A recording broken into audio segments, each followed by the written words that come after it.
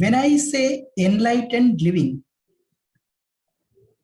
it means living with full awareness of our life, of our existence, of our system.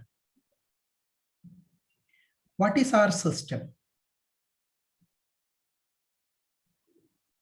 It is, whatever matter is there pervading in the whole universe, it is consolidated energy. We can say that. Science says that. Science has already postulated that energy can be transformed to matter, matter to energy. And the basic substratum of our existence is energy. But unfortunately, we are focused only on the first level of our existence, which is its physical manifestation, which is the body.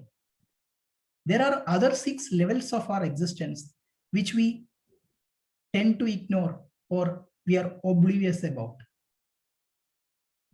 When we are mindful or aware of all these 7 levels of existence, and we live with a inner stability, peace, and outer dynamism, that is, as far as I'm concerned, enlightened living. So as I already said, the first level of existence is the body. Then comes the breath, little more subtler than body. And breath is such an inevitable aspect of our existence that we can't stay alive even for a few moments without breath. Incoming breath energizes our body, while the outgoing breath relaxes us. The breath is the connecting link between the mind and the body. If we can say that the mind is a kite, then the breath is its string. By controlling the breath, we can control the mind. That is the significance of breathing technique or pranayama. The third level of existence is, as I said, mind, subtler than the breath. But we know it's functioning. We have an idea. We have an idea that it's a function of some aspect of our central nervous system. I am speaking now. Now, where is your mind? It could be that you are brooding about something, some event which occurred in the past and regretting over it. Or you are thoughtful about something which is going to happen in the future and you're anxious about it. See what is happening. See the emotions associated with the vacillation of the mind. This is what is causing stress in the central nervous system. Next level of existence is intellect. I am speaking, you are listening. Simultaneously, you are judging based on your past knowledge, experience. That, okay, this guy is saying this is correct. This is not correct. This is wrong. This is partially correct. This process is going on continuously within you. Which faculty is dealing with this kind of an activity? That is what is called the intellect. Unless you are open to new knowledge, unless you are willing to keep aside your accumulated experience and knowledge till time, you are not open to new knowledge, new wisdom, new experience. So intellect is important. It's an important faculty of our existence. Then memory, very important aspect. It is needed for us to memorize names, our passwords, or other such aspects as per requirement. We need memory. But what is happening is we end up misutilizing it. We use it as a garbage bin. In our kitchen, if you don't empty out the garbage bin on a daily basis, what will happen? It will start smelling.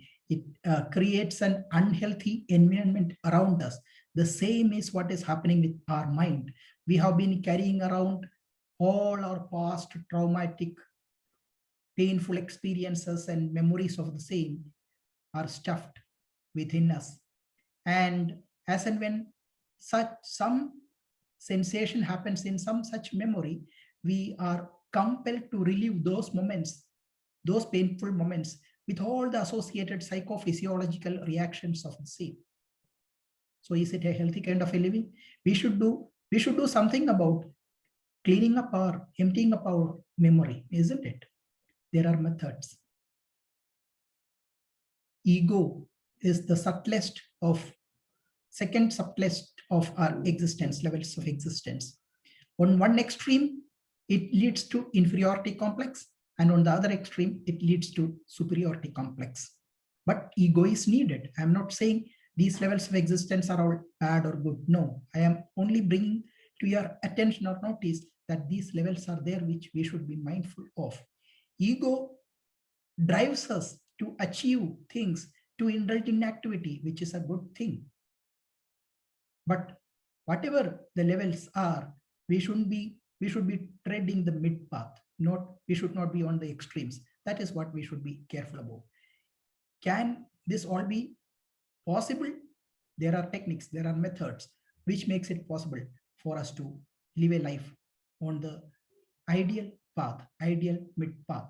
And the last but not the least, the most important is our basic substratum of existence, the energy field, the all-pervading energy field in the whole universe.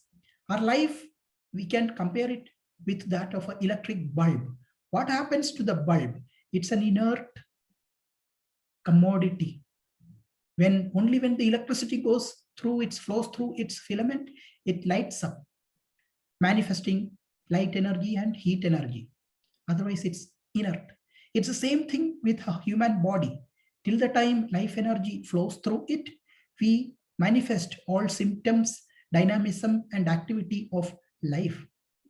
When the life force energy leaves the body, it drops down as an inert commodity.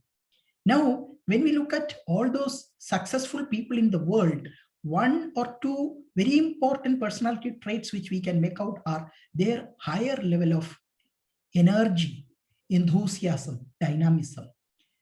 So that brings us to one important factor of achieving excellence or success in life is to maintain a high level of energy. Is it possible? Yes, definitely. We should know that there are 4 basic sources of energy. First is food. What kind of food? When I say food gives us energy, let us say on a Sunday afternoon, we had stomach full of biryani. How do we feel? Are we feeling energetic after that? No. Okay. On the other hand, on Navaratri day, we are fasting a bit. What happens? We feel a drop in the energy. So what is it? The intake of energy should be optimum quantity. Our ancient scientists have stipulated that since the size of the stomach is that of our palms, palm full of food is what is prescribed to be taken at each prescribed time. And quality full food. What kind of food? Vegetarian is the best, which has got life force energy in it. Non-vegetarian doesn't have it. See, you can put a vegetable product onto the ground and you see a sapling sprouting out of it. You don't get to see the same if you plant a dead chicken inside. No? So that indicates the inherent life force energy in vegetables. What is the second source of energy? Breath. Incoming breath energizes the body. So pranayama is very important in terms of energizing our system, keeping it energized, as also in controlling the mind, as I had already brought out earlier.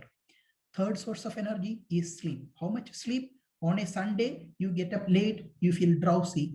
On another day, you sleep late, again, your sleep is not adequate, you feel drowsy. So optimum duration of sleep is what will keep us energized. That is, for an adult, it could be 7 to 8 hours, but it could change as per the temperament and constitution of each and every individual physical system.